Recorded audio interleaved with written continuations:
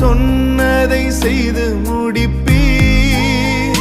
நீர் முடித்து தீர்க்கும் மட்டும் கைவிட மாட்டீர்.